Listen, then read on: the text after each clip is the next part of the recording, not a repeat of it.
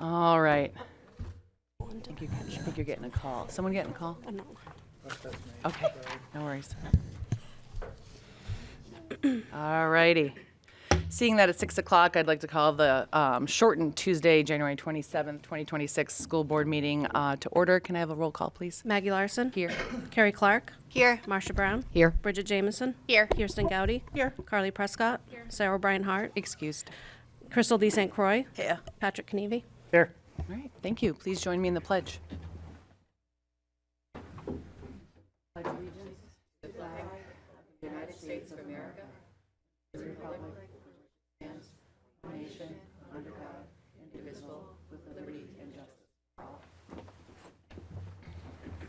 All right, welcome everyone. At this time, we have time for public comments. We'll also have time at the end of our board meeting for public comments. So if there's anyone that would like to come up and state your name and your ward, we'd be happy to hear you. No. Ethan, no. All right. Anything from the board to start? No. All right. We have a consent calendar here with policy minutes, regular school board meeting minutes, and the Idlehurst Elementary School principal nomination. I'd like to move that we remove the Idlehurst Elementary School principal nomination to under new business for a vote. Do you have a second on that? Second. Okay. Any discussion? Just like to put it under there for a vote. Okay. So moved if we can put it under 9.1. So with that moved out, do I have a motion from the board to adopt the consent calendar as presented? You have a motion to adopt the consent calendar items 3.1, policy committee meeting minutes, and consent calendar item 3.2, regular school board meeting minutes as presented in our packet. Thank you. Do we have a second? Second. Great. No, have to pick. Any discussion about any items in consent calendar? There's only two. It's pretty light. All in favor say aye. Aye. All right. Moving through our reports, we do not have a student representative report. Counselor Austin, was there anything that you'd like to say? No report this evening. No report? Okay, thank you. Just wanted to give the opportunity. And nothing from our BA except for later at our workshop. And our superintendent, I'll hand it over to Superintendent Shea. I have 5 quick brief items that are better said tonight than next Tuesday.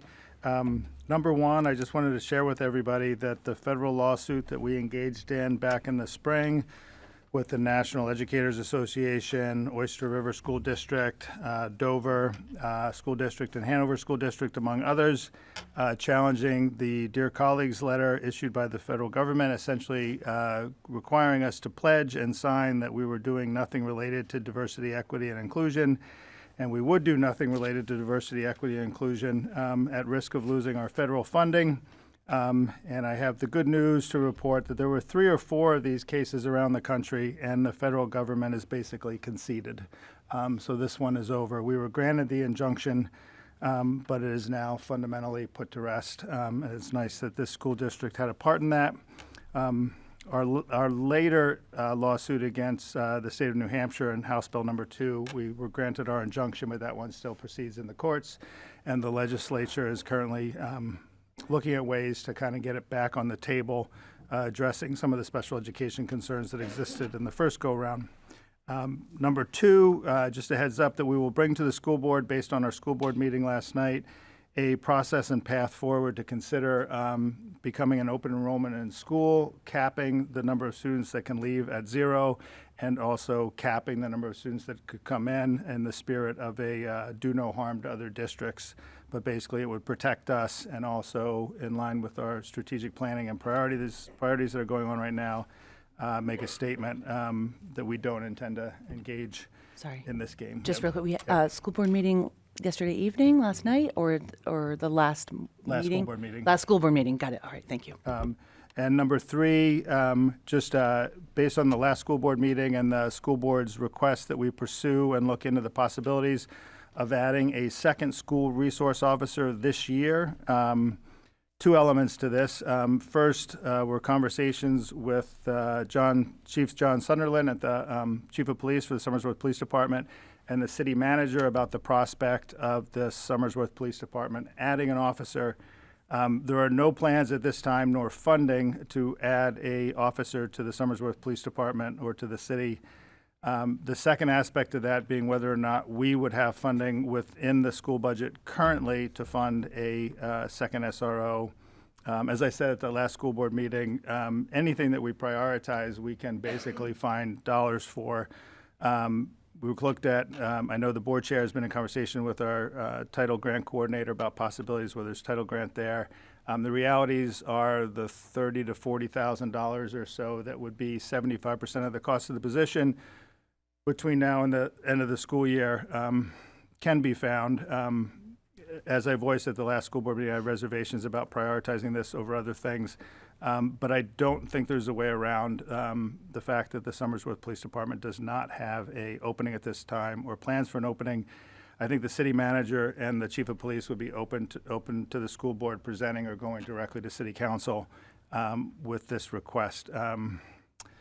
But that's just an update on that, to be continued. Number 4, a reminder that our school care assessment, we received an assessment of $672,000 at the start of the school year. Just so everybody's aware, particularly going to the budget workshop this evening, we did find the resources to pay a third of that, which allowed us to avoid interest charges based on what school care offered. So we've paid down a third of it, which means $448,000 is still due. We cannot count on that being in our unexpended funds at the end of this year. So we're probably going to be left budgeting that amount for next year's budget. So there's a $448,000 hit.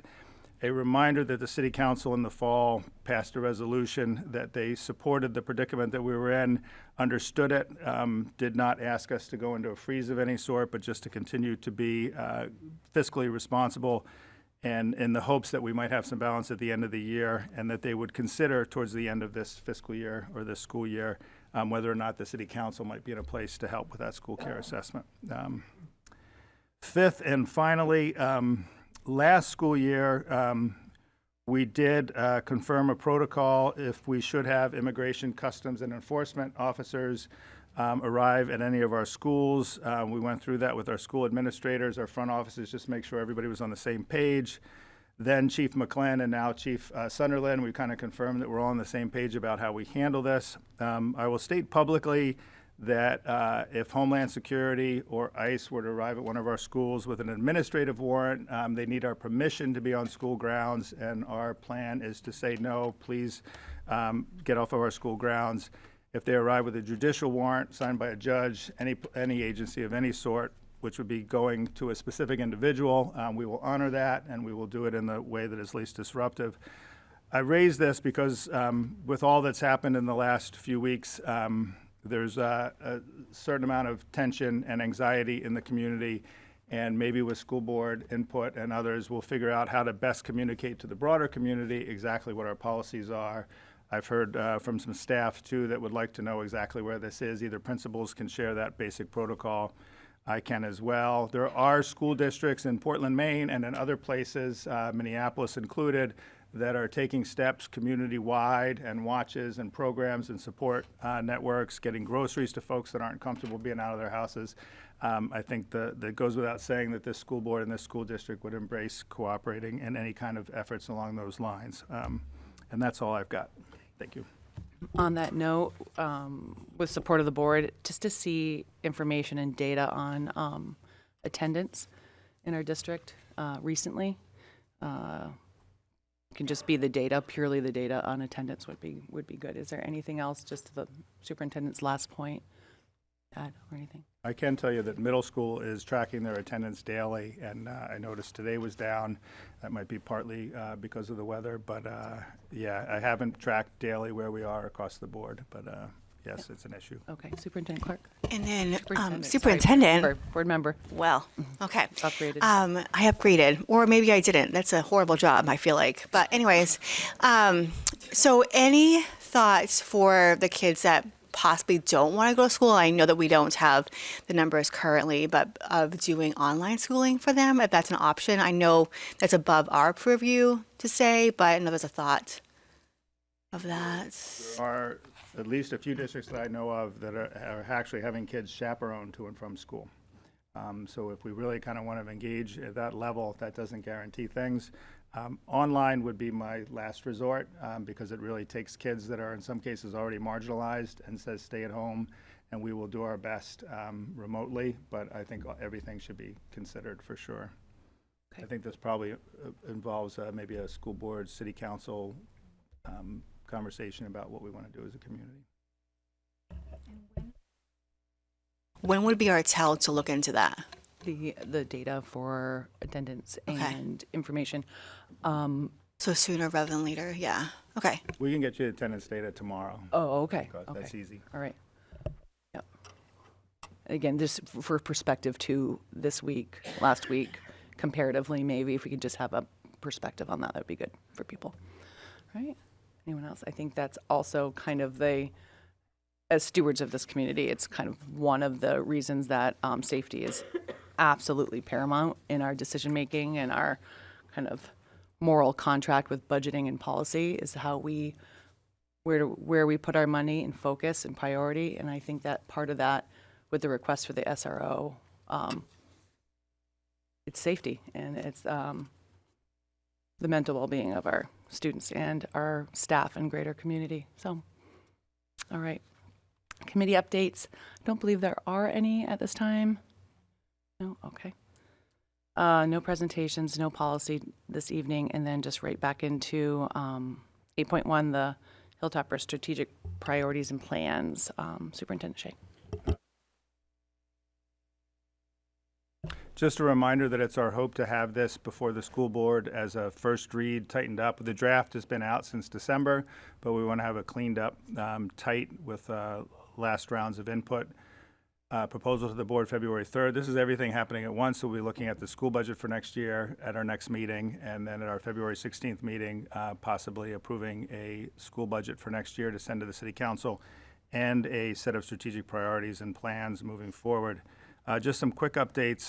The Hilltopper Promise, remember, is already done and passed and approved by the board. It includes a focus on civic responsibility as central to the purpose of education, alongside with meaningful and fulfilling work and just everyday life essential skills. I just want to share with folks that New Hampshire Civics, which is a state-run nonprofit organization, we've had preliminary conversations about them partnering with us and providing the funding and the grants to be the first and potentially only district in the state that looks at a pre-K through high school graduation civics curriculum at the heart of why we educate our kids. Just a preliminary discussion. Related to this too, Reaching Higher New Hampshire, which is a 501c3 nonprofit, nonpartisan, focuses on policy, research, data in support of quality public education.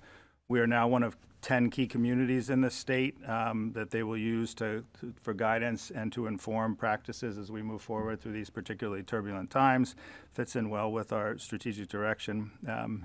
The Hilltopper Progress, remember, is our 4 key measures. I want to remind everybody that on March 10th at the school board meeting, we're going to do kind of a rough first take on how we're doing on those 4 key measures. The survey data, which will be an instrumental part of this, begins this spring, so it'll come after that, but that'll be an integral part moving forward. Basically, parents, faculty, staff across the district will have the opportunity to provide feedback on culture, climate, relevance of curriculum, as well as leadership at the school levels and at the district level. And we're working on the data system so that this isn't quite so, dashboard-like things, so that everybody can see this more regularly. And then lastly, the strategic priorities and plans piece, which we hope to approve, as I said, in February. We had, I thought, a very good forum last week. There was an intent to kind of keep this presentational and then to do maybe some smaller focus groups. I've had trouble scheduling those, and it turns out that the forum really kind of became that because probably 2/3 of the 15 or so community members that showed up have come to every single one of these from the get-go, and we really kind of dove in and had a really good conversation about ideas and feedback, which will kind of shape, will shape what I present to the school board on February 3rd. There's been district surveys. There was a last round of faculty input and surveys as well. We'll probably turn the 7-priority, 8-page draft into something tighter and cleaner. There'll be lots of support documents that go behind it. Among the feedback that came from the last parents forum was really a sense of parents and community members need to be an explicit part of this as stakeholders. It was kind of implied, but it wasn't really specifically said. And a lot of focus on how can we help with money, corporate fundraising, other ideas, parent engagement being really a critical piece, among others. But that'll be coming on February 3rd. And I'll leave it at that for now. It's a lot, but if there's any questions, it's just an update. It'll be the budget presentation on the 3rd as well as this on the 3rd double. Okay, They fit good. pretty well. Okay, wonderful. All right. Okay, anything? Anything? Nope. Okay. All right. Just our new business that we moved, 9.1, our Idlehurst Elementary School principal nomination. We received a resume in our packet, but I'll turn it over to you again. Yeah, we're nominating Kate Gove to serve as Idlehurst Elementary School principal starting July 1st, 2026, a one-year contract. You have her resume. Kate is currently the assistant principal of Idlehurst Elementary School. She has 25 years of experience in the field of education. Kate served 14 years at Portsmouth Christian Academy in Dover as a junior high teacher and as assistant principal of the lower school for 4 years. She came to the Somersworth School District in 2016 as an elementary school counselor before moving to her current position in 2021. She earned her undergraduate degree at Bob Jones University, an MA in teaching with a concentration in curriculum and instruction at Gordon College, and an MED in counseling at the University of New Hampshire. She anticipates earning a CAGS from Southern New Hampshire University this spring. She currently holds New Hampshire credentials and certifications as an English teacher, a school counselor, a principal, assistant superintendent, and superintendent. We had 9 applications. 2 rose to the level of interview. Those 2 both rose to the level of we want to put forth before the community and parents. And 2 very strong candidates, and Kate was the clear winner. We had a 10-member search committee that devoted each about close to 20 hours, with one individual missing 1 meeting early on. Everybody else made every single commitment. It was a pretty heroic effort from the search committee as well. Even more than the superintendent. Kudos. Thanks for everyone's time. So at this moment in time, I tried to see the last time we hired a principal. I believe that was Principal Tebow a bit ago, 5 years ago. So just need a motion to accept the superintendent's recommendation for Kate Gove as Idlehurst principal. Can I make that motion? Because ma'am. I am just effervescing about this. I make a motion to accept the superintendent's nomination for the principal of the nominated principal for Idlehurst Elementary School. Yep. Thank you. Second? Second. Okay. Any discussion? All in favor? Oh, all in favor? Say aye. Aye. Yes. No, anything. Congratulations.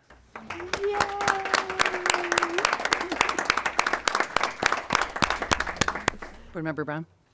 I'm sorry. It's just been such a pleasure. I mean, Kate has been on the policy committee, and I'm so excited, watching your progress and, your participation in our committee and then your progress over the years of being in your current position. I'm just so thrilled because I know that you're going to be such a strong principal for that elementary school, and you're just such a delight to work with, team member. So I'm just thrilled. So I just wanted to say that. Thank you very much.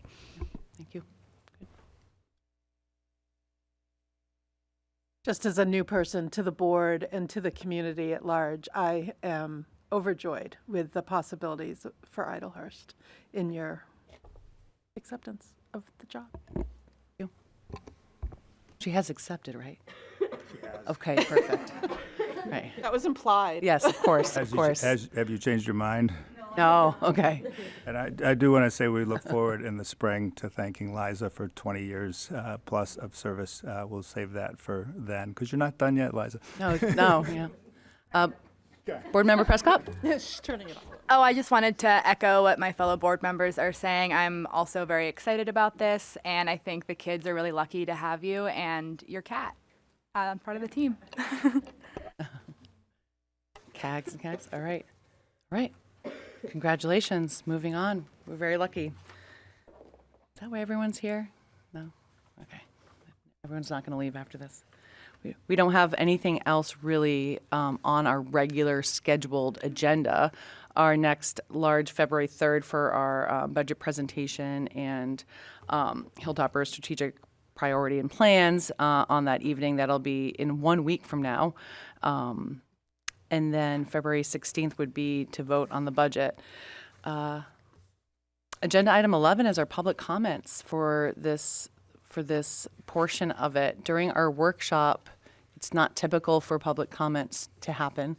I actually am having Board Member Prescott, who's the budget chair, kind of lead the workshop right after this. So if there's anything to be said now about the budget or interest, this is kind of the time to do it. Otherwise, we'll have to find another opportunity. All right. Seeing none, you can always reach out to board members or. There is a public hearing next week. It's the presentation and public hearing, so there's an opportunity at that meeting as well. Sure, okay. There's no non-public this evening. So our next motion is to adjourn this portion of our meeting. Do I have a motion to adjourn? Motion to adjourn. All right, second? Second. All right, all in favor, say aye. Aye. 6:21. We can take a brief recess or just go right into it. I know it said 6:30, but a quick recess? Okay. All right, we'll have a quick recess and then come back into it. Thank you.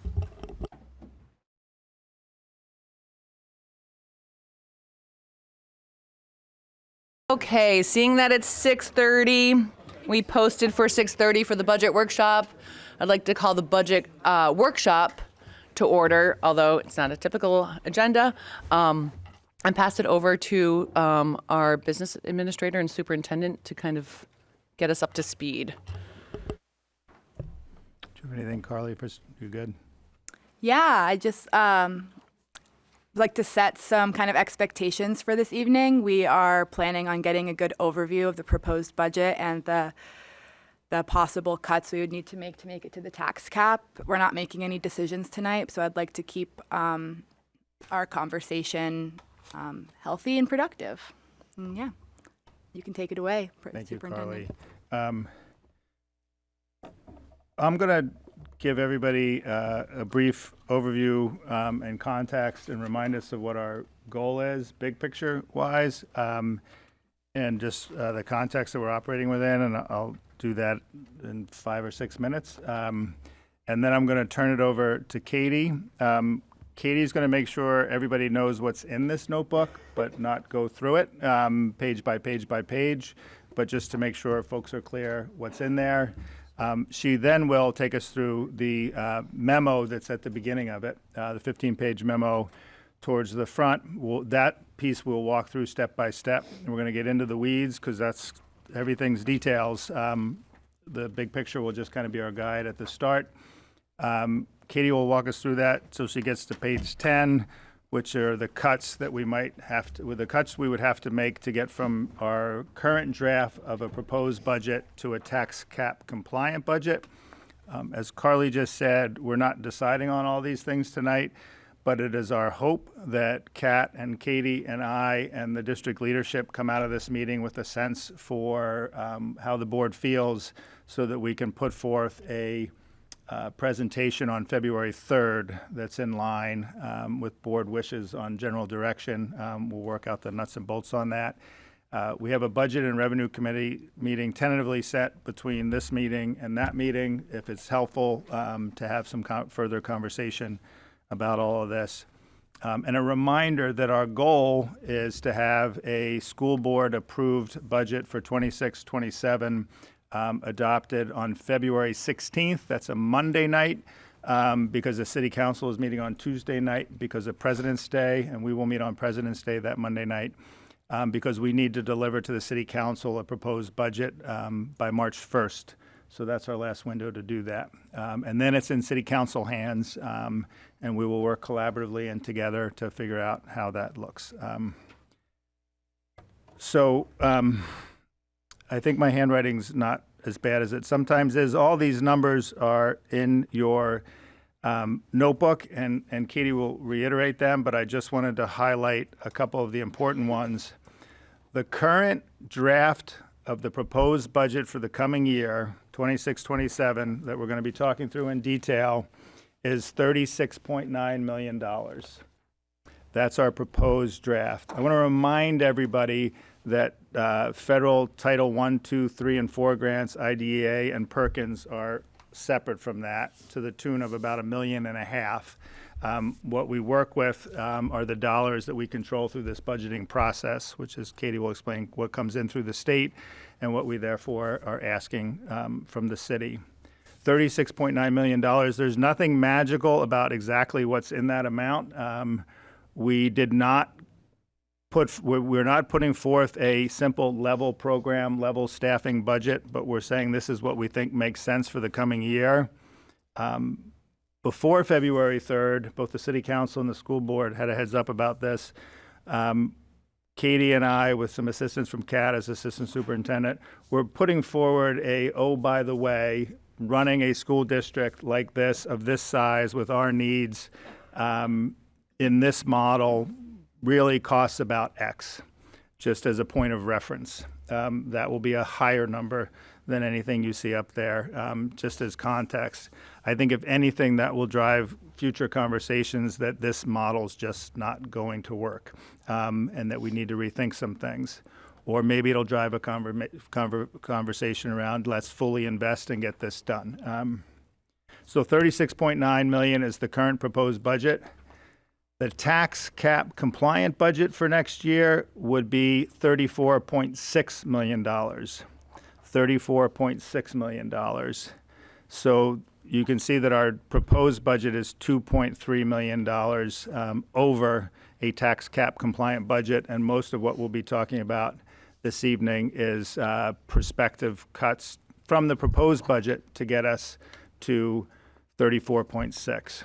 To be really clear, those cuts would include both existing personnel and programs and proposed programs and personnel. We'll kind of dissect that.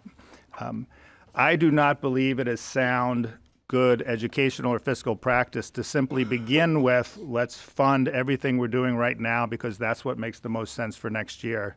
Part of this exercise there's probably some things we should be doing that should be prioritized ahead of exactly what we're doing at the moment, given the context that we're in. And lastly, as a point of reference, the current approved budget for this year is $33.8 million. So obviously going from $33.8 million to 36.9, that's about a 9% increase, which I know is not a percentage that folks feel good about, but given healthcare increases and a whole lot of other things, that's where we land. And the last thing to remember too is this includes the school care assessment unpaid balance of close to $450,000. Everything would be $450,000 better if we weren't currently looking at putting that in the proposed budget for next year, because I think we have to, because there's no guarantee that we're going to pay that down before next year. And we're already working with the city manager and the city finance director to figure out ways that if we have to budget for it, how do we undo that if, in fact, we're able to find some revenue at the end of this year, not unexpended funds at the end of this year, or help from the city council. Critical parts of this discussion will include a director of student services, staffing at the SAU office, a proposal that we spend more on professional development. These are things we're going to need to talk through. School-to-home coordinator, social worker, positions we've talked about in the past are all on this list. So there's going to be some difficult conversations. And again, we just want good input from everybody here. I have stressed with the district administrative team and all the school leaders that they are here to speak their minds respectfully and thoughtfully, and disagreement and different perspectives are welcome. We can talk all this through together in a productive way. And the last thing I'll say is there have been multiple conversations, given how difficult things have gotten, about getting rid of the SAU office, reconfiguring our schools. There's a lot of conversation, and a lot has come from the district administrative team. We're spending a lot of time on these things, thinking creatively about cost savings. I think those more significant things are mostly another year out as part of strategic direction, strategic planning. And especially when we start talking about reconfiguring building use, I want to make sure we're doing that to be bold about our direction to be one of the best school districts in the state, not to capitulate to where the state and the federal government have put us. And there's a fine line sometimes between giving up and rethinking who we are and what we are and how we do it. And I think all of that's going to need to happen in the next 6 months. It's well ahead of next budget season, which is ambitious but necessary at this point. So with that, if there's any questions about the broader context, again, the feedback we'll get tonight, the one thing we want to hear from the school board is how they feel about the 36.9 proposed budget. Is that too high? Is that too low? Are there things missing from it?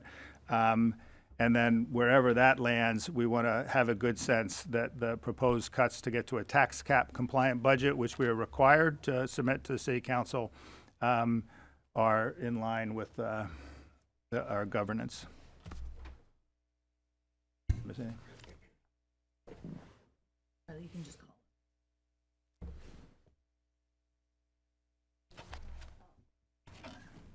I just wanted to know if like I had bigger picture ideas, if you just want those like in a word vomit email from me.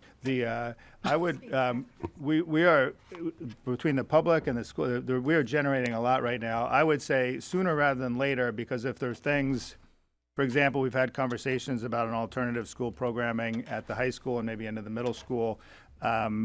That's a little bit expensive. That's another year out, and it's not in this current budget. Maybe we move it forward. If it's something that you think could be immediate, then maybe tonight's the time to bring it up. If you know it's longer term, just share it however you like. Thank you.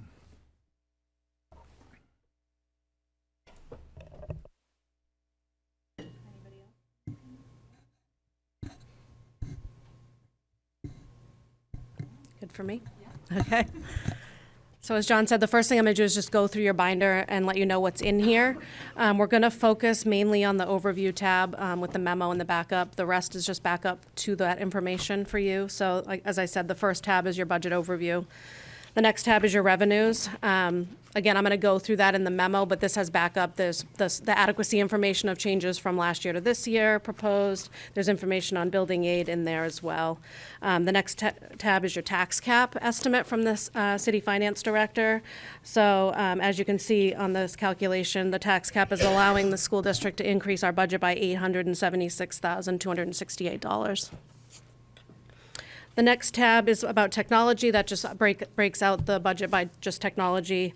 Special education is the next one that breaks it out there for you. Also in the back of that tab is a report from our building coordinators regarding number of identified students by grade level, so you can get information on special education there. The next tab is transportation. That has all of our district transportation contracts for regular ed, special ed, and CTC transportation.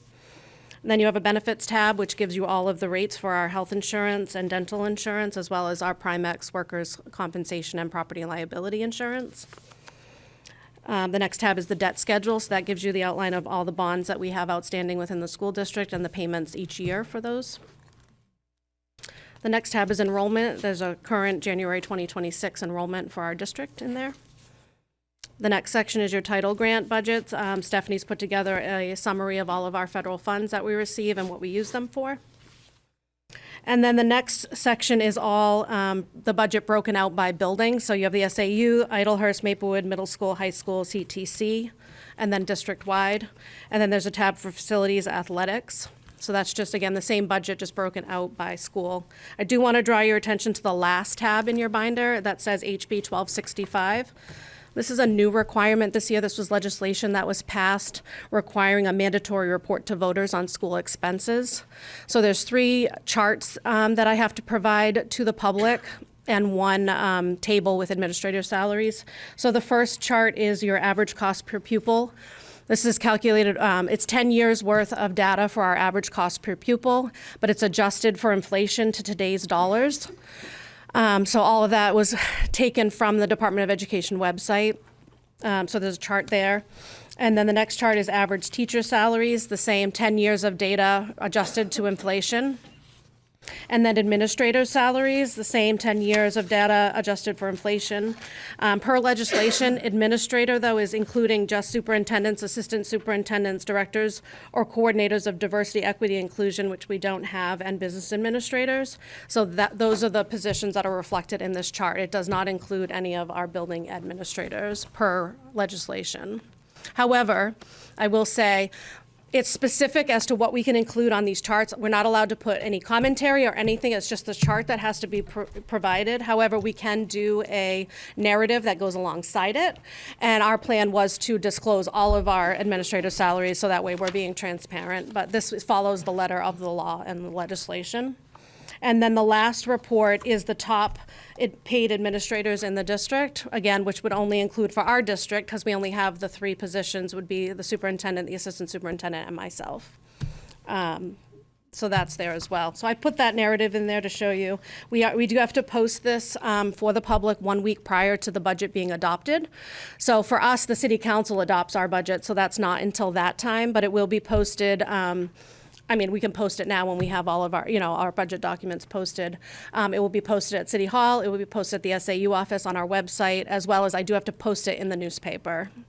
So I just wanted to bring that to your attention because that's new legislation for this year. Not everybody has these in front of them right now. I think it's fair to say the spirit of this was to highlight the growing cost of education. But when adjusted for CPI, those of you that have the charts in front of you, you're going to see when we post this information later, that average cost per pupil increased a bit during the pandemic, but has been overwhelmingly pretty flat. Average teacher salaries adjusted for CPI are down significantly over the last 9 years, and administrative salaries are flat. There's a spike in 2016, 2017, but that was because a position was missing, not because the team got big pay increases. So we will publish all this, and if the board would like, because there's some things they didn't ask us to do that we should, and though we can't mess with their charts, we'd be inclined to add additional charts, all of it Department of Ed data, very transparent, very clear. Education has gotten more expensive, but I think overwhelmingly what the House bill is asking us to do will actually highlight that we're doing better than a lot of folks realize. So that's your binder. Again, we're not going to go through each thing, but we are going to focus. If you want to turn to the budget overview tab, I can get started on what's in the proposed budget. So starting on page 1 of the memo, let's go over our projected revenues for next year. The estimated revenue is $10,605,739 for next year, which is a decrease of $53,340. As you can see by the chart on page 1, our budget is primarily supported through local property tax, making up about just over 71% of our estimated revenues come from local property tax. The budget's also supported by our state revenue, with state adequacy payments making up 24.12% of the revenue, and the additional 4.61 is made up of other state revenue, federal and local revenue. On page 2, there's a revenue summary for you that outlines each of the different revenue sources that we have and the changes from year to year. So starting at the top is tuition. So we have 2 areas where we receive tuition in the district, preschool tuition and career and tech center tuition. I've adjusted both of those based on actuals that we received over the last few years. Preschool is for our non-identified students. Parents pay tuition into our preschool program. Career Tech Center tuition, this is money we receive from our local districts, Dover, Rochester, surrounding areas for students coming into our programs. Under local sources, this is for our building use fees of $4,000. I've left that flat for next year. The majority of that is $3,500 we receive from Head Start for renting the room at Idlehurst for their program. The other $500 that's budgeted is for other community organizations that come in and utilize our buildings. Under state revenue, the first one is our State of New Hampshire adequacy payments. We did have an increase in that area based on the estimate we received of $122,595. This is budgeted at the 100% of the estimate. The state does guarantee 95% of the estimate, but the board over the years has decided to budget 100% of the estimate. If we go down to 95% or anything less, it would require more cuts to the budget. So we've budgeted 100% knowing that the estimate won't come in until next year, and then we adjust if we need to at that time. Building aid, this is for payments we receive for the Idlehurst School. Building aid is done a little bit differently now. They give us the payments up front if you get building aid for a project, but when Idlehurst was built, it's spread over a 20-year period. So each year, the amount that we get decreases. So for next year, we're due to get $418,310 for building aid, which is a decrease of $17,850. Special education aid, I left flat. This is what we received for the current school year. I left it flat because we don't know what we will get for next year. For Career and Tech Center tuition aid, this is money we receive from the state of New Hampshire for our CTC students. I did adjust that by $10,000 based on actuals over the last few years. And then other state aid is money we receive for the EFA students. It's a phase-out grant for students that took advantage of the EFA that were in our district at one time, and that gets phased out over the years. So our total state revenue was an increase of $127,466. The next section is federal revenue, which is our Medicaid revenue for our special education students. I left that flat at $100,000. And then our indirect cost revenue is also flat. This is money we receive from our federal grants to administer the grants. There's a percentage that the state allows that we can charge against the grants for administrative purposes, for writing the grants, reporting, and all of that. So that is also left flat. Katie, I just want so folks aren't confused, the Title I, Title II, Title III, Title IV, IDA, and Perkins are federal grants that we get above and beyond this budget, about $1.5 million per year, that are kind of their own separate budget beyond. But we also have some federal revenue sources integrated into the budget. So I just didn't want folks to be confused by that. They're of a much lesser nature. And then the last piece of revenue was the use of fund balance. So for the current budget that we're in, the school board utilized a resolution that allows us to carry forward unused, unexpended funds from one year into the next year to help offset the budget. So that was for $200,000. The other $806 was an audit entry that happened after the books were closed. So that's just a minor thing there. But we aren't budgeting anything for that, because if we have any unexpended funds at the end of this year, it's to go to school care assessment. So that is removed from next year's budget. So again, total decrease of $53,340 for revenue. Any questions on revenue? Just want to kind of start this as like to be grateful to our community. Been here for a while. This is the largest increase that I've seen in the city of Somersworth appropriation coming from the general fund, coming from taxes, our neighbors, of $3,169,998. Double from previous year. So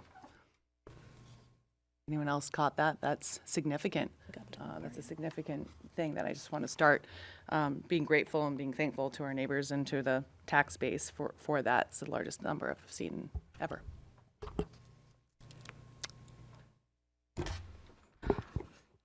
Are you going to address at any point, or should I just ask, the comparison of special education aid revenue to the special education budget?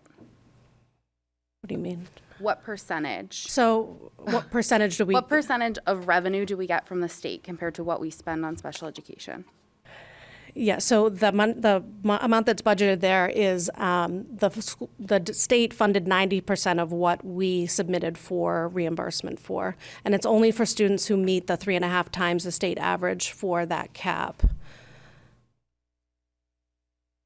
Our special ed budget is about $12 million compared to the $998,000 that we get for reimbursement. Okay. And then there's also part of the adequacy aid comes from special education enrollment as well. Correct. Do you know what the rough estimate of what we get total from the state is compared to the special education budget? I don't have it off the top of my Okay, head, but I can get that. sorry, I can get thanks. that for you. Yep.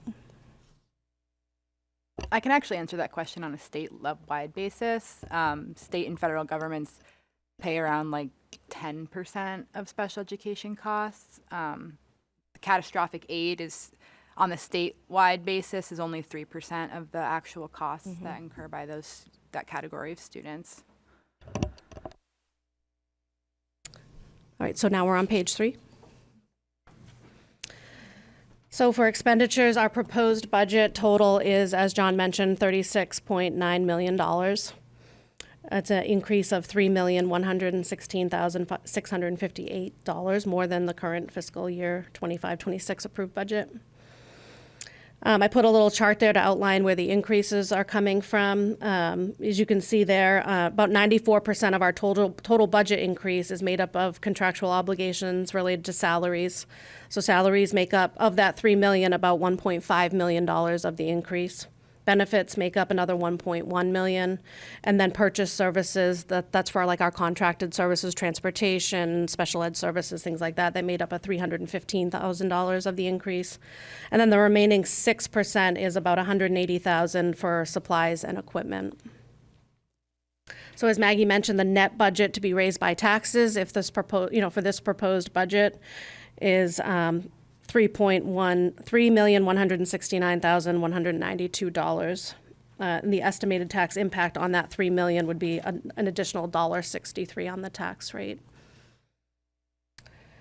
So at the bottom of page 3, the tax cap allowable net budget, as John mentioned, was just over $24 million allowable under the tax cap, which is an increase of $876,268. The estimated tax impact on that $876,000 increase is 42 cents on the tax rate.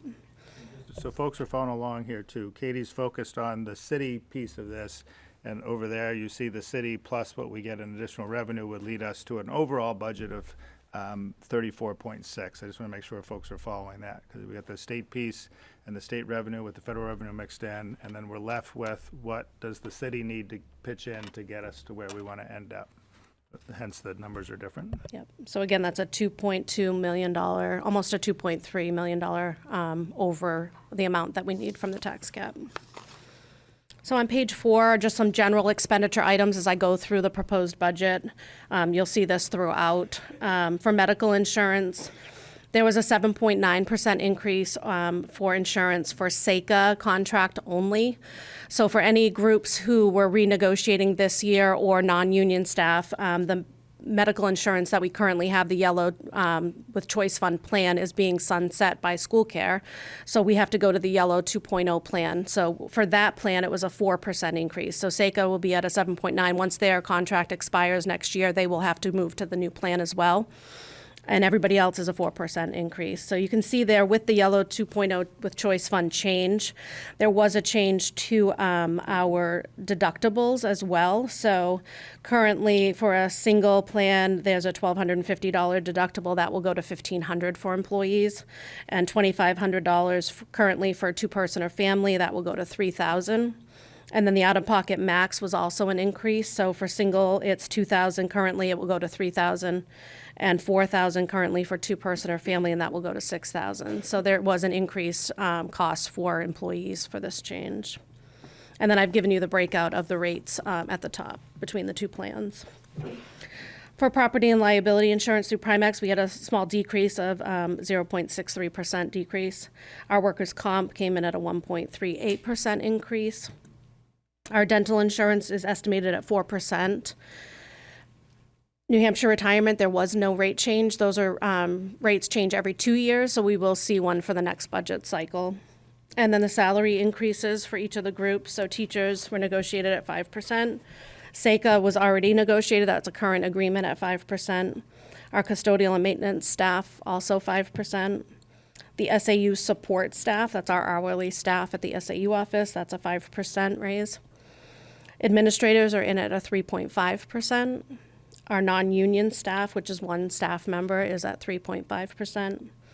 The assistant superintendent and myself are proposed at a 4% increase, and then the superintendent is determined by the school board not to exceed 4%. I just want to add that the assistant superintendent and the business administrator would have been at the same 3.5% with everybody collectively across the administration, except both had volunteered last year to forego any increase other than a healthcare adjustment. So hence the recommendation to go to 4% this year.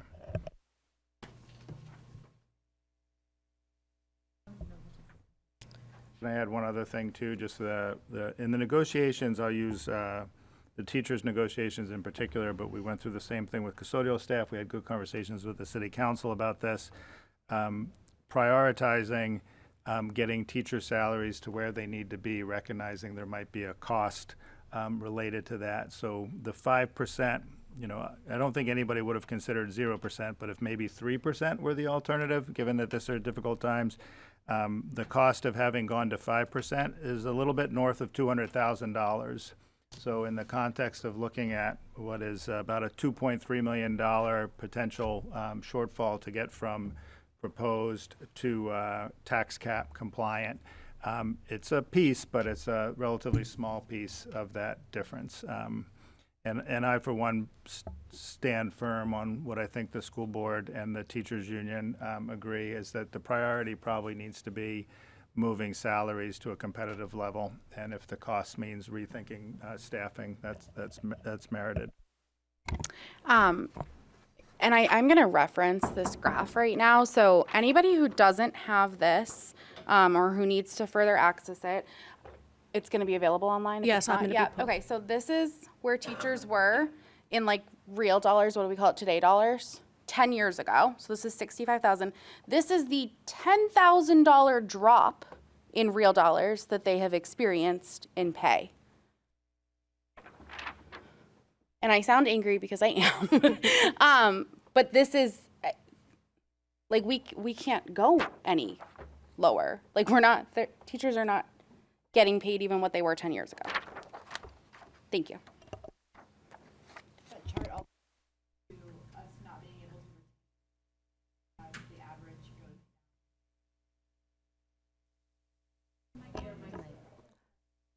The graph also speaks to the fact that we are losing tenured teachers and our average salary is dropping, meaning that we have more teachers who are new than we did before.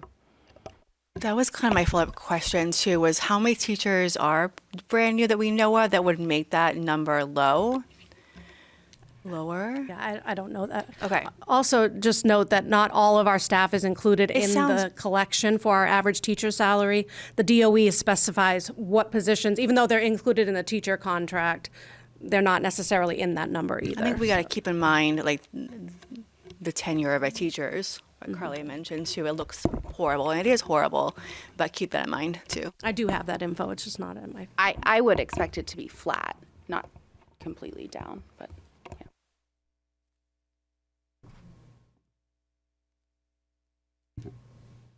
Good. Okay. Now we're on page 5, and we're going to start getting into the details of what's included in the proposed budget. So at the top of page 5, our approved current 25-26 budget is just about $33.8 million. I've broken the expenditures out by negotiated contracts so that you can see each separate section of our personnel. So the first one is our custodial negotiated contract. Again, 5% with step increases was a total of $54,834. Our custodial health rate increase at the 4% was $11,282. There also, during negotiations, was a health percentage increase. So this was increasing the amount that the district contributes to the health insurance plans for our custodians. So it went from 90% single to 95% single and 80% two-person family to 85%. So that totaled $15,940. The custodial dental rate increase is $330, and staff and benefit changes that happened from when we approved the current budget to now with staff changes and benefits was an increase of $8,550. So total for custodial negotiated contracts, $90,936 increase for next year. And to be clear, that this is a proposed budget that is flat in terms of staffing. Same staff as we have now. For the sake of negotiated contract, this is for our paraprofessionals and our clerical staff in the schools. So again, for 5% plus step increases based on current staff, $233,302 increase. The health rate increase at 7.9% for this group was $59,605. Dental rate, 4%, $1,672. And then for this group, we've had numerous staff and benefit changes for paraprofessionals since we approved the current budget. So there was a savings there of $53,629. And then included in their negotiated agreement, when it was negotiated, there was a percentage decrease for the percentage the district pays for their health insurance. So that total was a savings of $7,194. So in total for SECA, there was a $233,756 increase to the budget. For teachers, again, 5% with steps. I should probably explain if people don't know what steps are. So for teachers, we have a 13 steps salary schedule. So each year you get one additional step for years of experience. So that's what I mean when I say steps. Same for SECA, they have a 5-step salary schedule. So for teacher salary and steps, it was $707,870. Appendix C increases were 3.5. In the back of the teacher contract is Appendix C, which dictates how much we pay for stipends for our extracurricular and our athletic programs. So that was an increase of $14,087. The teacher health rate increase at 4% was $98,933. Track changes for staff totaled $96,584. So this is for staff who are moving from, say, a bachelor's to a bachelor's 15. They're furthering their education, so they move along the track. So we had a number of teachers submit for track changes this year. The teacher health percentage increase, again, this is the amount that the district contributes to the health plan. That went from 80 to 85 or 81 to 85%. So that totaled $93,622. The dental rate increase was 4%, $3,584. Included in their negotiated agreement is money for course reimbursement. So part of negotiations, we increased that by the rate at UNH. So that increased the budget by $2,375. And then again, teacher, staff, and benefit changes from when the budget was approved to now was an increase of $104,048. So total for teachers increase is $1,121,103. Top of page 6 is administrator contracts. At the 3.5% increase, it's an increase of $50,403. The health rate increase for administrators is 4%, $8,894. Dental rate increase 4%, $476. And then we did have some staff benefit changes and change of staff from this year, this current year. So we had a savings there of $66,831. So total decrease for administrator contracts is $7,058. Non-union staff contracts, again, this is one employee, our school-to-home coordinator, that's the only non-union, besides the SAU office, that's not in the union. 3.5% increase, $2,170. 4% health rate, $894, and dental, $36, for a total of $3,100. For technology, we had a salary increase for our IT systems coordinator of $15,050. Benefit changes, $12,575. Our annual software increases was $11,812. We also included in the proposed budget, this is a new item for next year, $25,000 for a battery backup project for some things that we need. This is E-rate eligible, so the $25,000 is the net of what the district would cost. The rest will be reimbursed through E-rate. And then we have a savings in our contracted services line of technology for $60,000. So total increase there for technology is $4,437. Where did that savings come from? He was just about, I think he was just about. It is proposed savings in the proposed budget. I think folks are aware that our current technology services, we're contracting with NewView. We have a 2-year contract that ends at the end of this year. So we might have to come to the school board and maybe do a formal RFP to figure out best way to do this.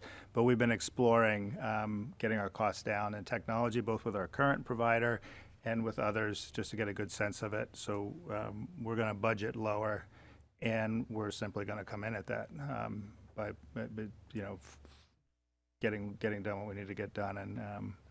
And then we're looking at having our current IT systems manager sort of take another step towards being the closest thing we have in this district to a formal IT director, kind of halfway there with support from services outside, and might be another year away from being prepared to do that position entirely. But the focus has been on savings. Good. For special education, so we have in the proposed budget 3 additional paraprofessional staff.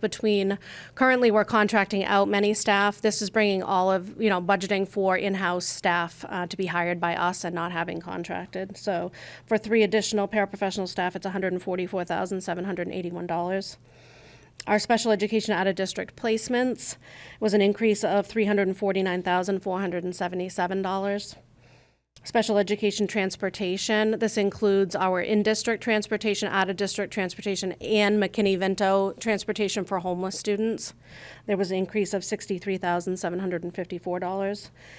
And then, as I mentioned, this year we're doing a lot of contracted services for our paraprofessionals. So we've removed the contracted services. So you see a big decrease there of the $229,386 because our hope is to hire in-house and not contract out through contracted providers. So total increase for special education is $328,626. Top of page 7 is the SAU budget. For salary increases, that totals $41,109. The health rate increase is $8,252. Dental, $769. Changes in staff and benefits, $26,922. And then I did go through the SAU budget and make some adjustments to actual for lines that we haven't been spending historically. So I decreased the budget by $4,000. And then we're proposing a position elimination at the SAU office. So we have 2 staff members who are retiring at the end of this year, and we are going to eliminate one of those positions and do some restructuring in the SAU office. So that savings was $82,772 at the SAU.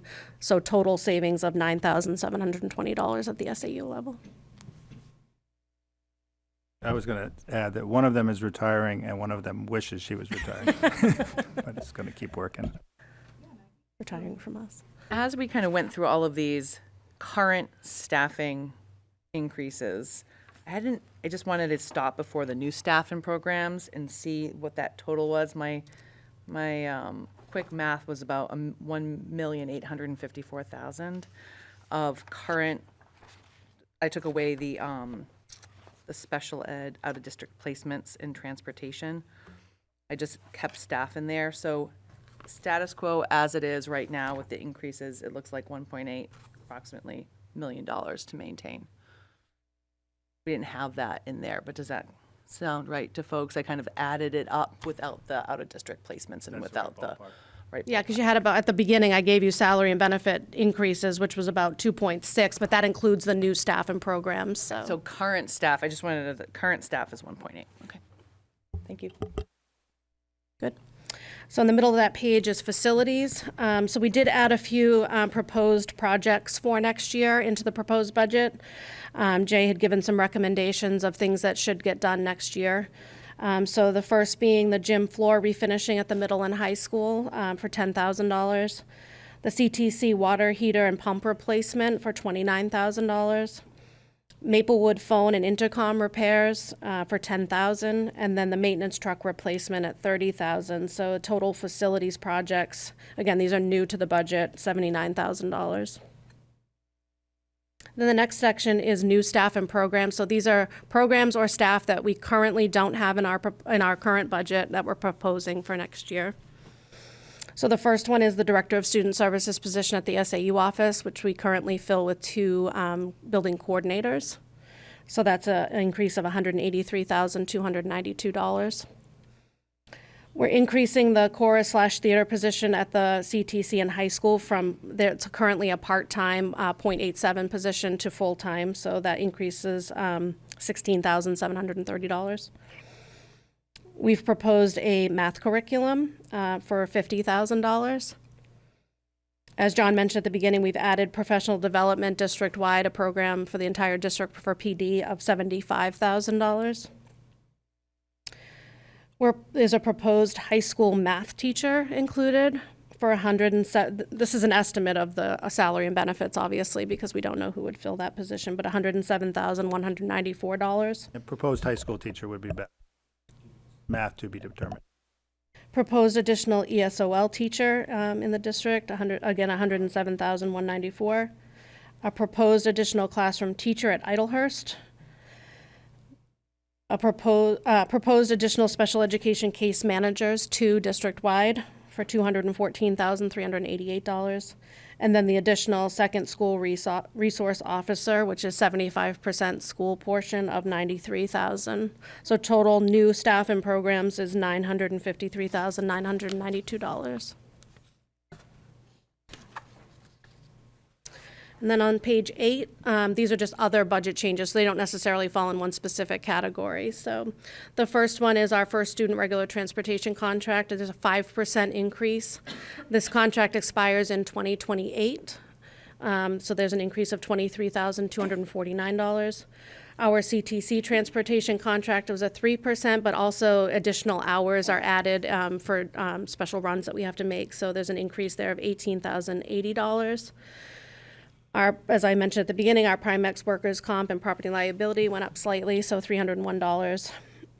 There's miscellaneous supply increases for all the buildings when the administrators submitted their budgets to us of $10,635. Facilities increases of $31,520. We have a performance lease for some lighting upgrades that we did a few years ago, so that increases each year is $2,913. That's like almost like a bond that we got, but it's just a lease contract. Middle school athletic increases $3,045. The high school athletic increases of $9,096. The majority of that is an increase to the athletic trainer contract that we have through Mass General. We had never gotten charged for it before, except for a few years ago they started charging us for that service. So that's the increase. So Katie, so sorry. Yeah. So it's broken up to 2 different schools. There's 2. Yeah, middle school has an athletic budget, and so does the high school. Okay, and then we pay that one athletic. We trainer? pay one contract, yes, for Okay. athletic trainer. Thank you. An increase for our district assessment iReady for next year, $10,713. Again, as John mentioned, we built in the entire school care assessment remaining balance of $450,000. And then we did have some reductions to the budget. So the first one is it kind of offsets the school care assessment top piece, but in the current budget, we got a supplemental appropriation for $147,864. So that gets removed out of the budget for next year. As I did with the SAU, I also went through our district-wide expenses to see if there were any areas where we weren't spending year to year, and I did a reduction there. So there's a reduction of $7,434. I also looked at the athletic transportation line. Historically, over the last few years, we've had savings in that area. So anywhere we could find reductions, we were using them. So we reduced the transportation, both middle and high, by a total of $12,700. In athletics, also, we were budgeting the cost for retirement. So anytime we pay employees, they have to have retirement taken out of their paychecks. But we've been hiring more outside staff and not in-house staff, which don't have to have retirement taken out. So I've adjusted that line to reflect actual. So there was a savings there of $13,059. We also removed the school board secretary stipend and benefits of $4,285 because our thought is to incorporate that into a position at the SAU office. So there won't be a need for a separate stipend for that. The school resource office is our current staff. There's a savings there based on the staff change that we had in that area of $1,059. Retiree health insurance, there's a decrease of $17,580. So as part of the teacher contract, when teachers retire, there's a benefit there if you meet certain criteria to get insurance up until you're age 65. So people drop off each year once they reach 65. Our debt service reductions was $22,736 based on our debt schedule.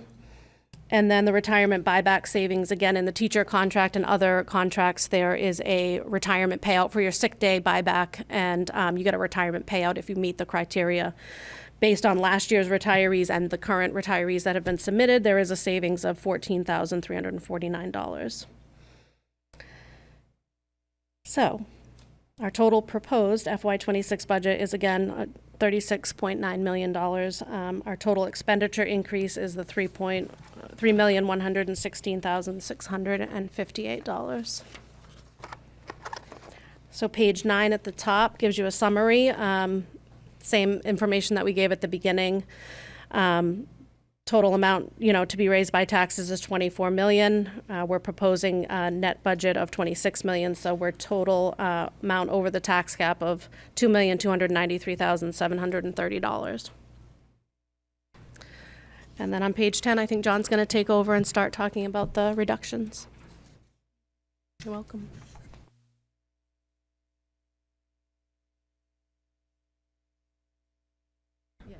Again, Katie's focus here is the 36.9 is the number we already talked about, and then the two lines underneath that are the revenue that we generate from the state and other additional sources, some of that being federal, which leaves the balance of what we need from the city, which is the 26.3. And then the tax cap is the next line, the number we got about a week ago, which comes in at about 24 million. So that's where we get the difference of about 2.3 million between what the city is prepared to give us at a tax cap compliant budget. And of course, the tax cap compliant budget is not the minimum. The city's free to allocate wherever they choose to. But that's how that works out. I know there's a lot of apples to oranges in here because of the different ways we, but it's it all meshes. Page 10 is you.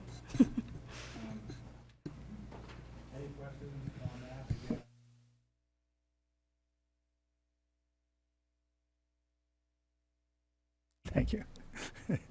I get it 3 ways. Got it. How's that? Sorry about that. The 26-27 budget proposal is not a magical number. It's not saying flat level programming is what we're coming in and recommending and only those increases. It's not the more aggressive, hey, if we really wanted to do everything well and get our salaries to where they ought to be, we are, as an exercise, going to tell you roughly what that number is at our February 3rd meeting, just as a point of reference. But this is our best assessment of what rationally makes sense to do for next year. And I'll explain things like the PD and the math curriculum piece. There's some bolder things that I think need to wait for a strategic plan and need to be tackled aggressively another year out. But we're seeking to kind of think about where we might be headed and need to head in terms of rethinking things and making additions and cuts going into 26, 27 that are generally in line with where we are headed, or our best estimate of where we are headed, and to try to get out of the cycle of let's simply come in and ask for base level funding, which is if everything we were doing was perfect and working, and it was adequate, then in a rough budget year, it probably makes sense to say, as a starting point, we just want to go to City Council and ask for base program, level programming, level staffing. But we've taken a little bit more time and thought into this. I want to be really clear that there's no attempt here to be confusing. Once we put that on the table for the school board as a proposed budget, then we work from there backward to get to a tax cap compliant budget that we are required to submit. And as the school board chair noted, some of that will be existing current positions, and some of it will be pulling proposals out of the new budget back. Does that make sense? So the page, is it page 10, Katie? Yeah. What we've got here is a range of estimates, and I want to be clear, especially for faculty and staff that are present or faculty and staff that might be watching at home. I'd hope to get an email out today. I'd hoped to speak to the entire district yesterday, but we lost our teacher workshop day. And we all love snow days, but we didn't really want to lose the teacher workshop day. And to talk about the budget environment that we're in and how this process is going to go. We don't want to create unnecessary anxiety among faculty and staff as we go through these preliminary stages, but we also want to be super transparent once we get to a tighter budget that might include an impact on particular individuals. That will happen in a week, 2-3 weeks. Right now, this is very preliminary. I know all our building administrators are super diligent about erring towards, I'm going to communicate. I had 3 or 4 conversations today myself with particular staff, and I know they've reached out to say, hey, this is where we are, and this is what we're looking at. But it'll be a week from now when we have that presentation at the February 3rd school board meeting where things get a little more real. And then none of it is done until it goes to the City Council, and final decisions are made in April. So on page 10, this is a rough idea. You'll see at the bottom the low ends of these estimates of cuts from the proposed budget tally about $2 million, which is a little bit short of the 2.3 that we need. And the high end of these ranges tallies at 2.7 million, which is more than we need. So just there's some room in here to have some conversation and discussion. I'm going to walk through it line by line. Stop me at any point if you have clarifying questions, or we can talk afterwards. So starting right at the top, the ESOL additional teacher that we're proposing for next year's budget would be removed in a tax cap compliant budget, likely removed. The additional teacher at Idlehurst would likely be removed from the tax cap compliant budget. One or both of the proposed additional special education case managers would be removed from the proposed budget, and these would be new staff. The entire math curriculum expense would be removed from the proposed budget to meet the tax cap compliant budget. Do we have, and I mean, I really don't, oh, did I interrupt you? No, I'm sorry, I didn't call on Do you want to do it now? Bridget. Thanks. I was just curious. So, I mean, one, I would really, for $50,000, like, not want to see us cut a proposed math curriculum, because I think that's an area that we can improve on. Do we have a rough idea of what we're looking at? Do you want to speak to this, Kat? So we've been looking at a few different programs, and I've met with a few different vendors to talk about what they can offer. We weren't at a point where we were making a decision right here and now, but we knew that it's something that we needed to go towards. It's been a conversation, I know, since I entered the district about the math needs. So that $50,000 was one of the lower estimates that we received. And that one, like that amount would be close to being like the iReady and sticking with iReady math curriculum. But we did not settle on an actual decision, just a range of cost.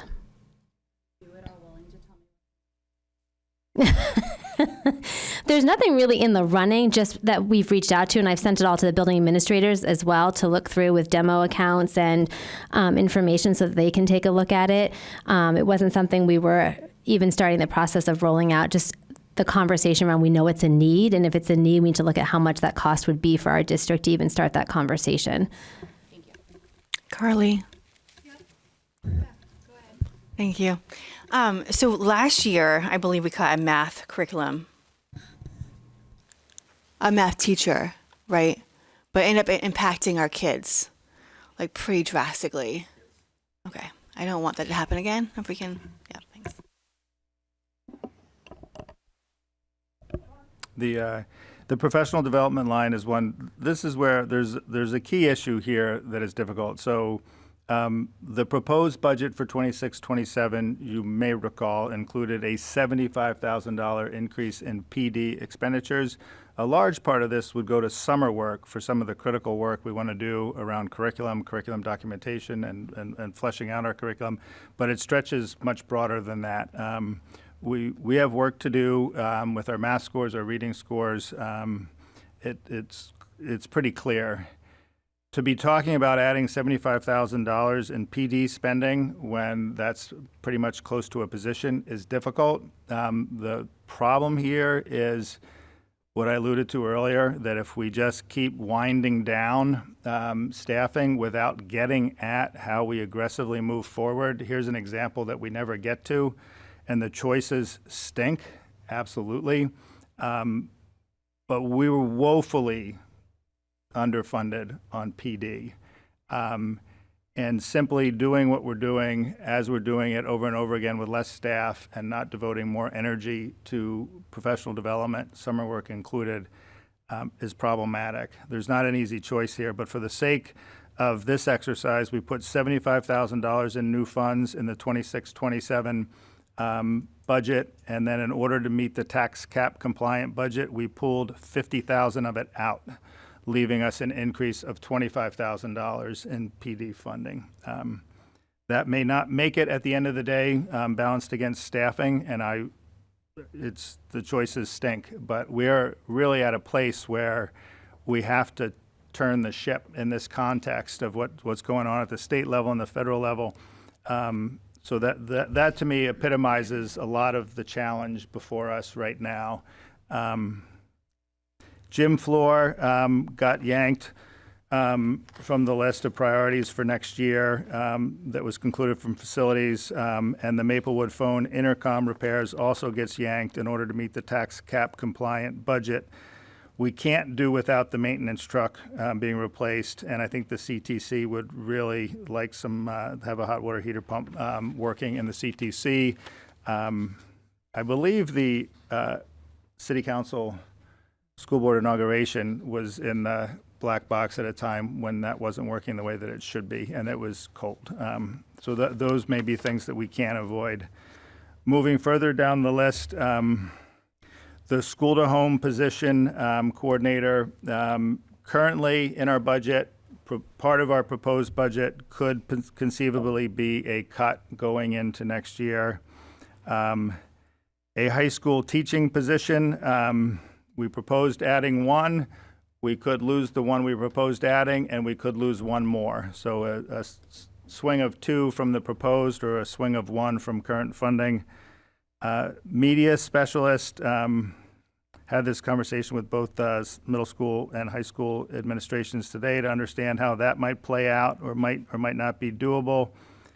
The administrative assistant position is focused on middle school and high school.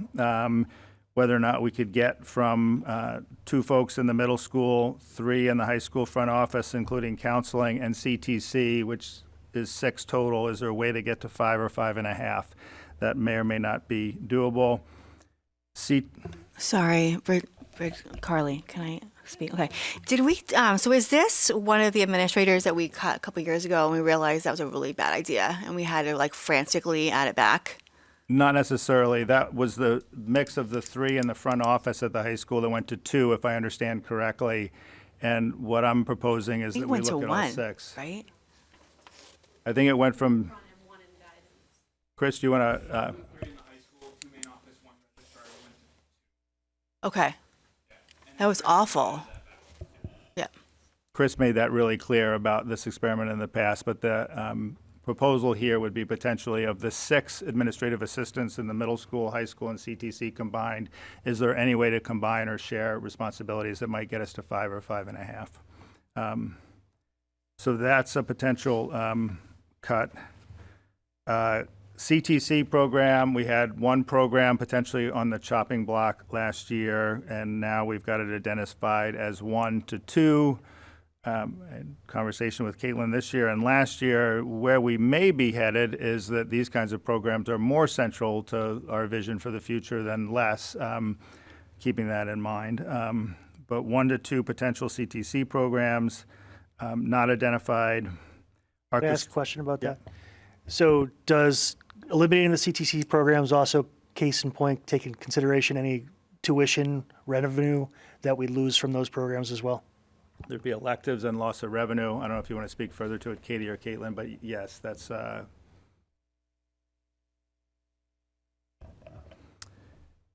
custodial team, 1.5 full-time equivalents. So that could be a full-time position, a full-time and a part-time, or 3 part-times. We're looking at that as potential worst-case scenario. On the custodial crew, the folks who worked all Monday night, getting us ready for a 2-hour delay today, and work really hard all the time. Kindergarten teaching position at Idlehurst. This is a position we added a year and a half ago. So basically, we're proposing in the next budget adding an Idlehurst elementary teacher, and the tax cap compliant budget would remove the addition and potentially remove 1 more teacher. Based on current enrollment numbers, keeping in mind that we had a urgent request 2 Augusts ago, because we don't know for sure how many kindergarten kids are going to show up, and we'd rather not be in that position. I want to be really clear that this list is ugly in terms of, this is past the bone and into the bone across the board. There were no proposed increases in teaching staff to Maplewood for next year's budget based on enrollment numbers, and worst case scenario, we might eliminate a teacher at Maplewood going into the coming year, although we'd rather not. The next 2 lines should more properly read simply middle school teaching positions as 3 to 4 rather than having an interventionist. listed separately, potentially 3 to 4 middle school teaching positions. Worst case scenario, there were no proposed increases going into next year. This would be a worst case scenario. We're looking at enrollment numbers and other structures. Keep in mind too that middle school and high school are places where we can begin to look at what we offer outside of the core and electives, and what most folks would argue are some of what makes high school and middle school so special.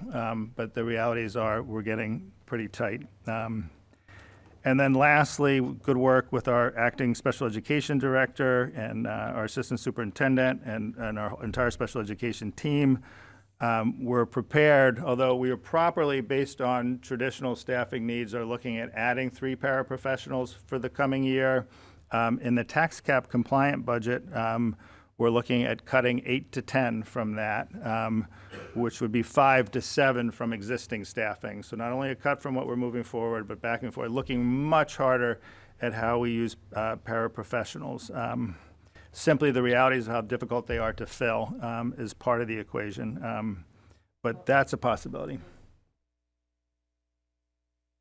I was just going to comment that a suggestion and something that can generally be helpful is kind of out of the picture right now, because sometimes we'll suggest, right, like decreasing unfilled para positions in order to get like another special ed teacher or something, right? Try to trade up for more skills rather than accommodations. And so from this, we don't even have that possibility because we're already looking at cutting 8 to 10. So rather than being able to trade potentially unfilled para positions for special ed teachers, that's not even on the table, which could be a huge cost savings.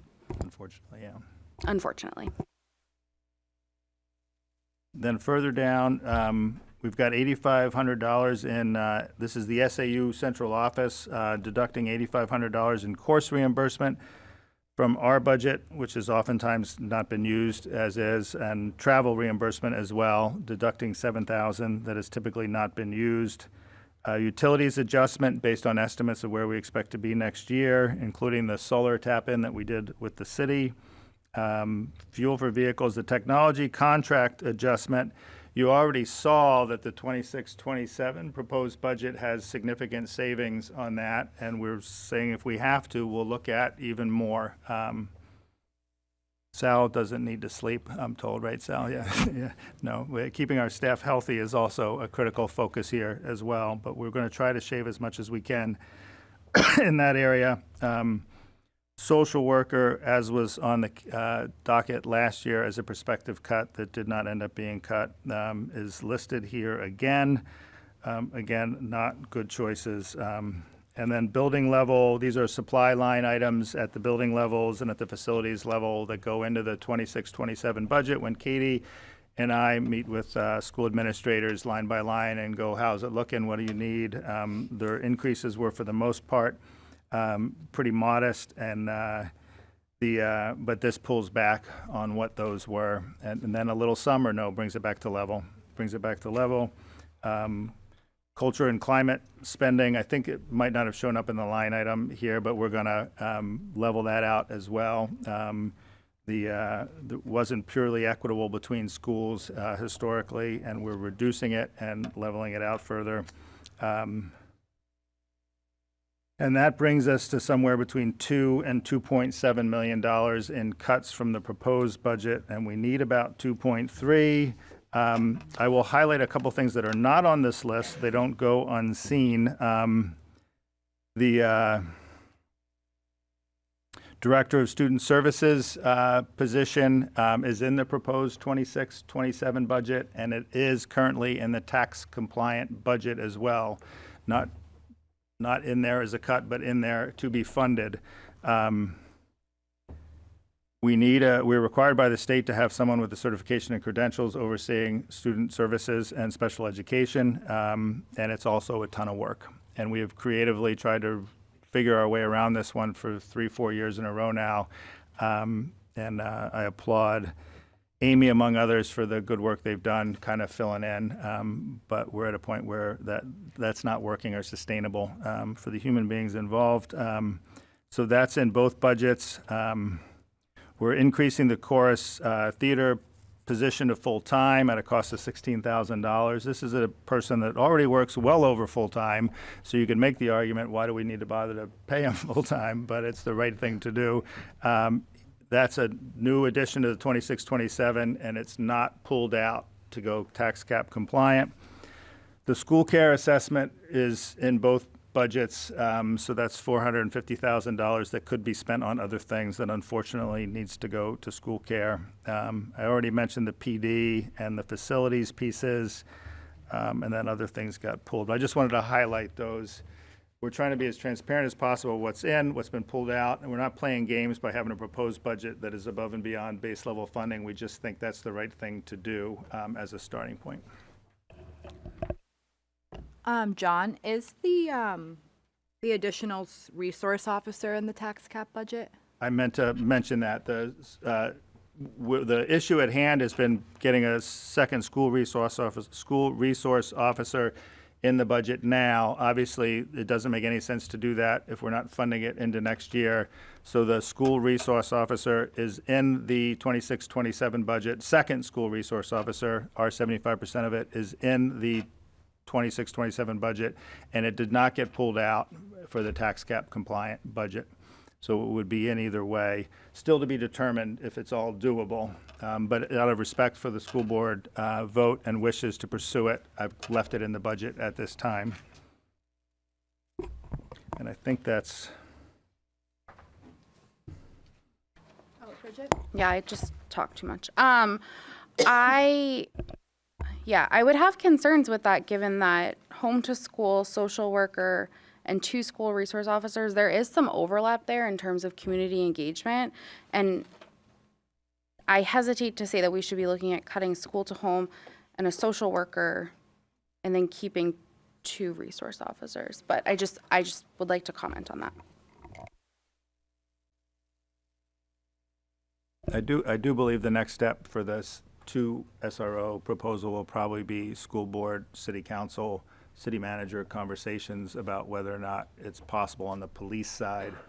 Right now, it's really a hypothetical exercise for us as to whether or not we can do it in the short term. Budgeting it for next year, if we did it in the short term, would be a given, and we'd have to consider that. But So I'm probably going to freak everyone out in the room just for 1 second, and I'm so sorry. I appreciate all of you. But looking at our enrollment numbers, like for Idlehurst, we have 347, Maplewood School, 275, Somersworth Middle School, 258, Somersworth High School, we have 397. Any thoughts about dropping one of our principals? I know that we have vice principals in all of our schools. I told you I was going to freak you all out. I'm so sorry. I appreciate all of you. This is just a conversation to see, would that make a difference with the numbers being so low? and I'll welcome feedback from principals on this one. Assistant principal. Really? Assistant principals aren't allowed to speak to this one. I would, given that our assistant principal at Idlehurst will be the principal next year, to her credit and the current principal's credit, they immediately went to, are there other ways we could kind of finagle, at least in the short term, staffing to save a little extra money here, to which Katie was good about saving money anywhere is something we ought to be looked at, and to which Kat and I immediately said no. It is an important conversation, and we should have it. But to me, it also cuts at that capacity to be improving question. And when we are really doing nothing but day-to-day, week-to-week, crisis after crisis, barely finding the time to do the necessary planning for the coming year, I worry about going tighter on administration.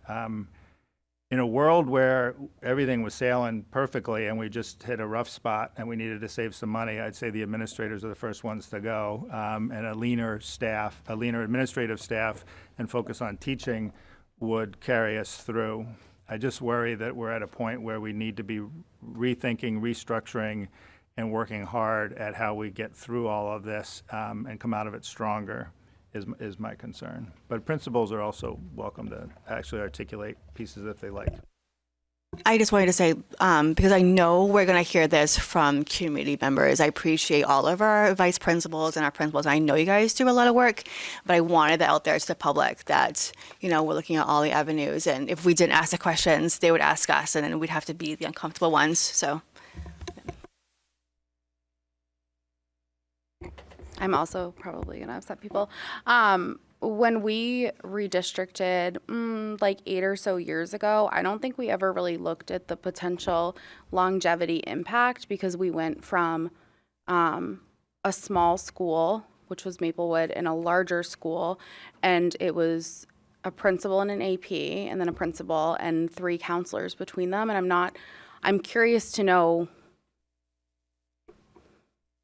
how that's working out because it was done very quickly, in my opinion, and I voiced that at the time. Does anybody want to speak to that?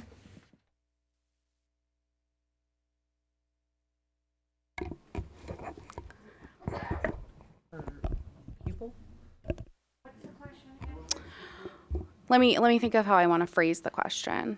I want to know if there's been like a negative systems impact by splitting into the 2 schools that could be solved with overhead. Hey, Devin. Deb McNally, school principal at Maplewood Elementary School. Bridget, I think you were there when we had a principal and a shared assistant principal, a shared counselor, and 1 counselor full-time in each schools. We're actually at a different level now. We're at 2 principals per building and 2 guidance counselors per building because we moved a guidance counselor from the middle school down, so that we're now at 2 at each building across the district.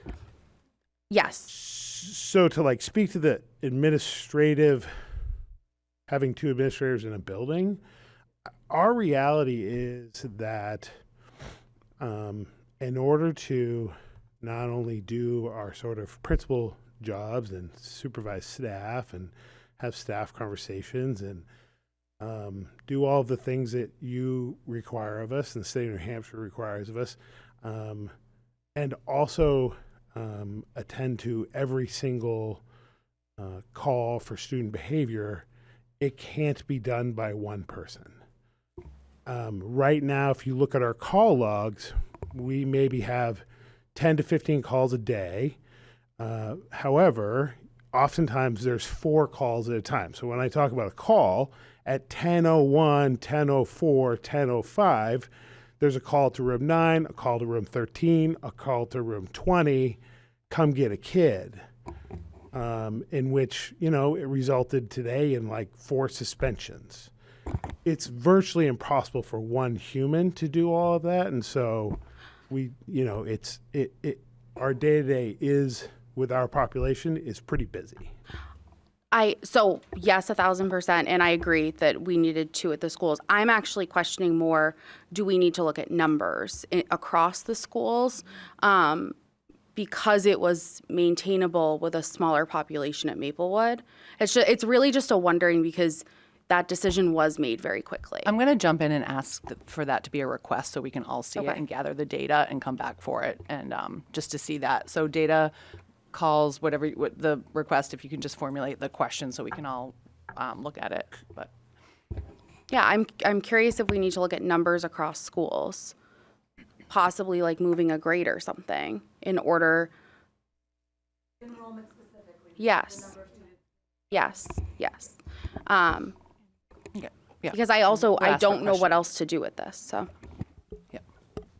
There has been a lot of good conversation around the strategic priorities and plan around reconfiguring grade levels, reconfiguring buildings, better ways to structure things for administrative that are a step away with the strategic plan, but not on the table yet. Carly. Yeah, Carrie? Okay, so can we also get a breakdown of what that would be for our budget if we did take out a principal, just so we can have it?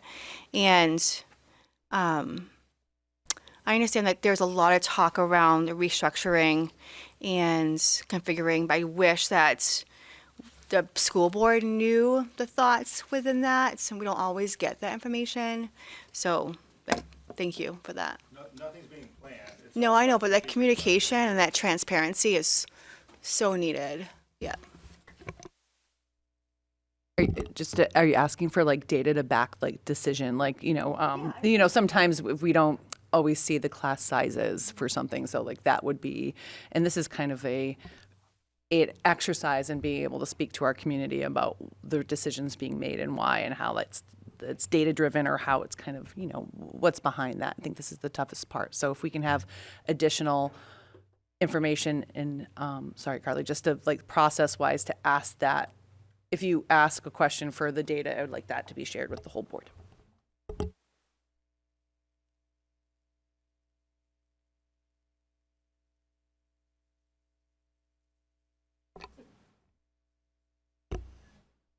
I just wanted to add one note, just for some perspective for the community. Looking at the tax cap budget, for someone who owns a home that's valued around $300,000, you would see your taxes increase around $450 annually. If your home is valued around $500,000, then you'd see your taxes go up around $850 annually. That's just some real perspective for what we're talking about when we're talking about raising the budget to the tax cap budget. Or what it would be to raise the 36 million, I believe. Just wanted to give that perspective to everyone as we're having these discussions. And I do kind of want to back what Carrie's asking. We have a lot of talk in the community about administrators' salaries, and I do think it would be only fair to look at a budget that includes cutting some sort of admin instead of 10 teaching positions. So I just wanted to say that. I have a percentage question too. What do we have a percentage of how much the proposed budget is increased to our last? I could do the math, but 9%. 9%. About 9%. Okay. And the CPA is 2.6, I think, right now. But I'll round up to 3%. Okay. All right. That's good to know. I think that if I can just speak for a second, this is my ninth budget. I've shared with the board our reductions since I've been in my tenure each year, and I think the only one that wasn't significant was during COVID. The reductions that we've done every year, it's just every year. We always say, when we say the down to the bone all this, I'm not sure how much more we can keep going and seeing any benefit in education to this. I'm not sure how we can ever get out of the hole that to make up anything any more than this.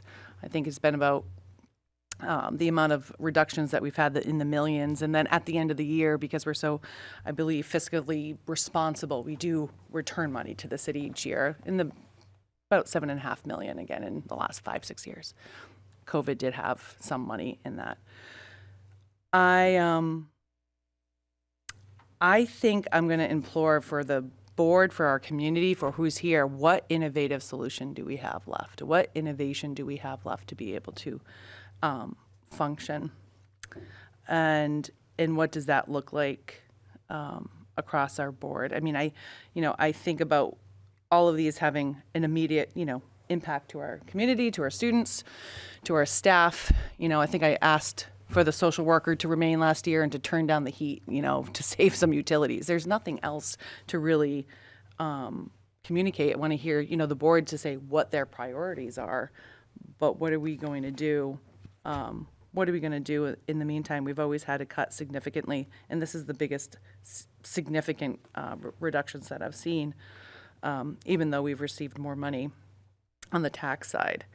So I'm not sure about status quo anymore. I'm not sure about just trying to maintain things as they are.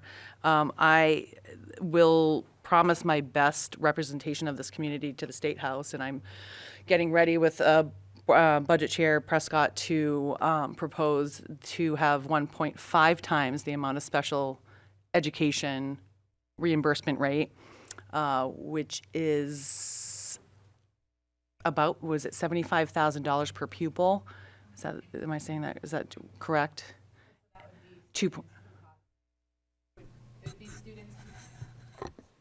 It would lower the threshold of reimbursement from 3.5 times the amount to 1.5. So it would mean any student that costs over like $27,000. Okay, yeah, it was 27. I think I was doing the 2 point time. Instead of 2.5 times. $75,000.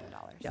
And Amy and I are meeting tomorrow to look at data of our current students on what that would do to our revenue if that did pass. So we are going to look at that. I will ask for the full board's support in this at future with the money that in the figures that come through budget and Budget Chair Prescott, because that would be a significant alleviation to what we're dealing with. I'm not sure of the figures, but the ed funding chair would say, if you can get these figures to us per pupil, how much they cost at the 1.5 times, 2.5 times, it could be a possibility. It's not off the table. So I think that we can work towards that. And I really encourage anyone that's able to provide testimony or anything in that way. Mine is special ed reimbursement because I see it's such a significant need and we'd be able to alleviate all these reductions if we received more. But knowing that we're going to receive more ahead of time, not mid-year.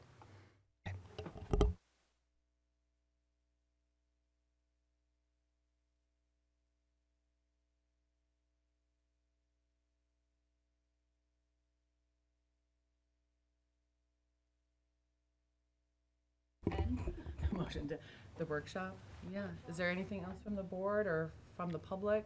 I know it's not typical, but without offer, yep. Board Member Clark, and if anyone.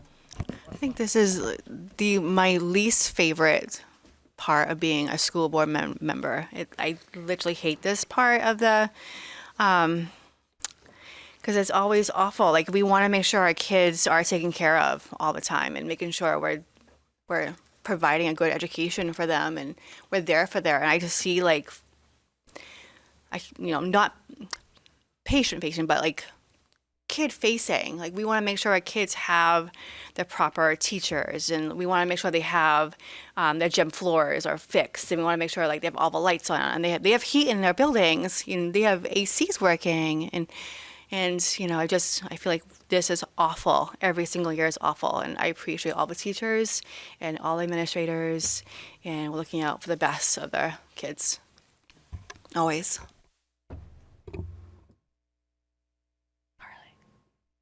Can I say something? Okay, thanks. I think most of my ideas, and I'm very sorry for upsetting everyone, but I think most of my ideas are generally longer term and are not really great for this setting.